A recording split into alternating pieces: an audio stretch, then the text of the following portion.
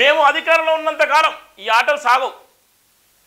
నిన్న అసెంబ్లీ అనంతరం అసెంబ్లీలో మాట్లాడిన తర్వాత ముఖ్యమంత్రి మాట్లాడిన సందర్భాలు కూడా ఇస్తున్నాం. మేము అధికారంలో ఉన్నంత కాలం మీ ఆటలు సాగవు అంటే డైరెక్ట్గా ఇలా అల్లు అర్జున్ బయటకు వచ్చినటువంటి వీడియోని చూసిన తర్వాత ఆయన అహంకారపు మాటల వల్ల, ఆయన చేసినటువంటి భయంకరమైనటువంటి మాటల వల్ల, ఆయన కోల్పోయి ఇలా ఉన్నటువంటి స్క్రిప్ట్ రైటింగ్ వల్ల ఏ అయితే ప్రెస్ మీట్ పెట్టి మాట్లాడినటువంటి సందర్భాలనో ఇండైరెక్ట్గా రాష్ట్ర ప్రభుత్వాన్ని, అక్కడ ఉన్నటువంటి రేవంత్ రెడ్డిని ఆయన ప్రశ్నించినటువంటి పరిస్థితి ఉంది.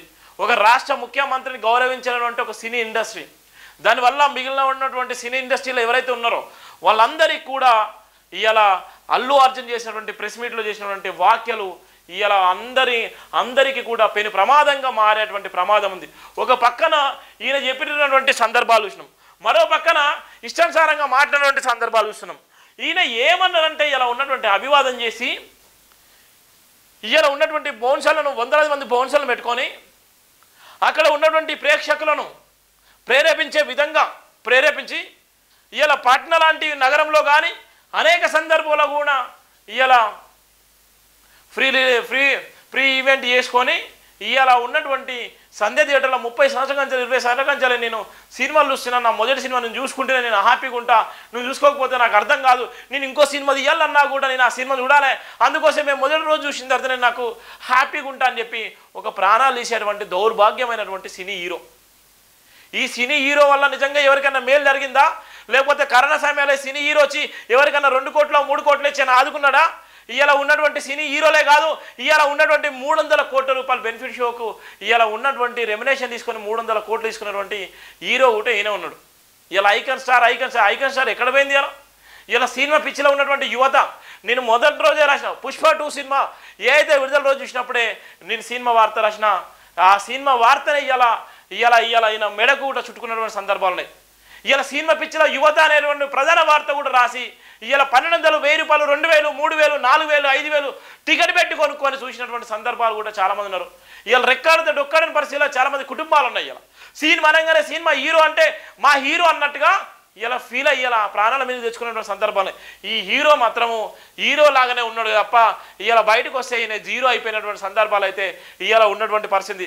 ఏదైతే ఫిలిం ఇండస్ట్రీ బాగుపడాలని సందర్భాలు ఉంది, ఏదైతే దాసరి నారాయణరావు, ఆర్ నారాయణరావు ఎవరైతే ఉన్నారో వాళ్ళు ఫిలిం ఇండస్ట్రీని తీసుకొచ్చిన తర్వాత ఎక్కడ కూడా ఇలాంటి సంఘటన జరగలేదు. ఇలాంటి సంఘటనలు జరిగిన సందర్భంలో కూడా పెద్ద మనుషులు అన్నటువంటి వ్యక్తులు కూడా అప్పటిదప్పుడు రాజీ కుదిర్చి ఆ సంఘటనను వాళ్ళు మార్చుకునేటువంటి సందర్భాలు ఉన్నాయి. కానీ మరి ఈయన వెనక ఎవరున్నారో అర్థం కాని పరిస్థితి. ఈయన మాట్లాడితే తెలంగాణ మీద ఎంత అక్కసు కక్కుతున్నారంటే ఇలా ఉన్నటువంటి ఆంధ్ర హీరోలు, ఆంధ్ర సినిమా ఇండస్ట్రీ మొత్తం ఇలా తెలంగాణ సీఎం మీద ఇలా అక్కసు కక్కేటువంటి ప్రమాదం ఉంది. ఆయన చేసింది ఏముంది?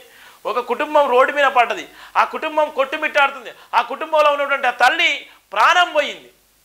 పరామర్శించేటువంటి పరిస్థితి లేకుండా ప్రెస్ మీట్లు పెట్టి మాట్లాడేటువంటి సంస్కారం ఎవరిచ్చారనేటువంటి ప్రధాన వార్త కూడా ఉంది ఇలా ఉన్నటువంటి సందర్భంలోనే.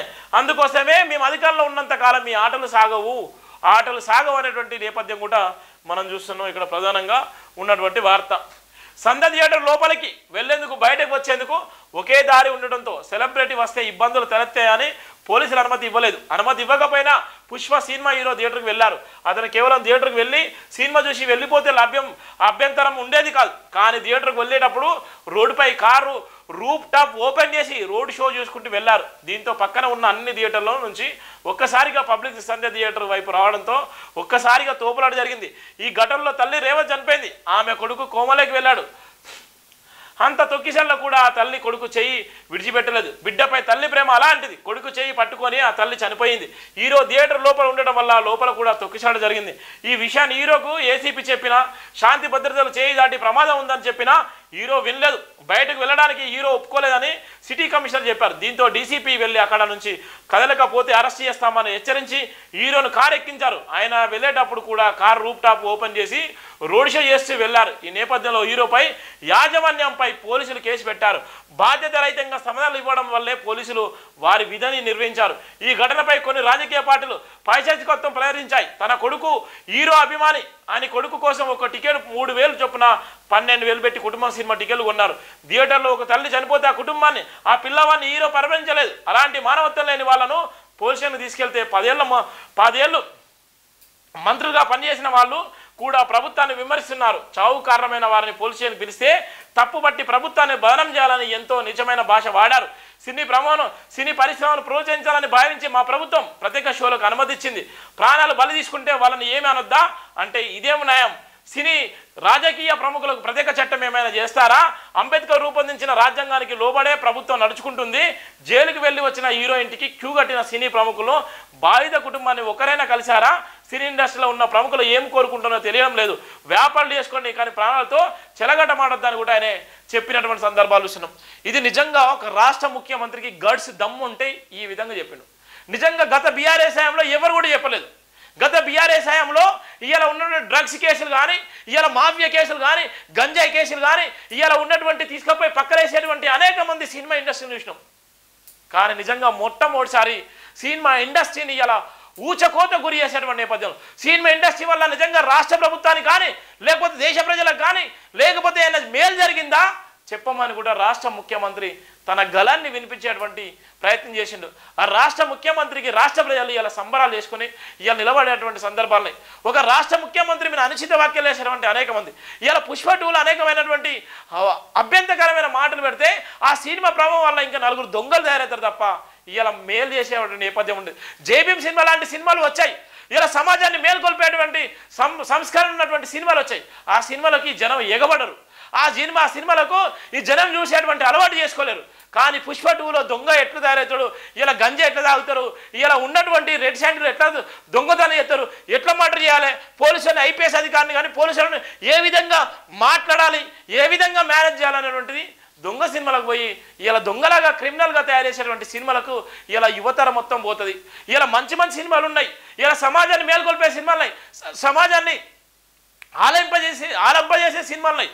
ఇలా సమాజం పట్ల మంచి లక్ష్యంతో ఉన్నటువంటి సినిమాలు ఇలా జేబీఎం సినిమా లాంటి సినిమాలు వస్తే ఆ సినిమాలకు దిక్కుండది. ఆ సినిమాలకు ఒక ప్రాణం పెట్టి తీసేటువంటి సినిమాలు ఇలా ఆ సినిమాలకు ఇలా చూసేటువంటి భాగ్యం కూడా దొరకదు. ఓ వివక్షత చూపెట్టేటువంటి దౌర్భాగ్యమైన పరిస్థితి. అందుకోసమే ఇలా సినిమా హీరోలు ఏం మేలేస్తున్నంటే ఏం మేలేసేయలేదు.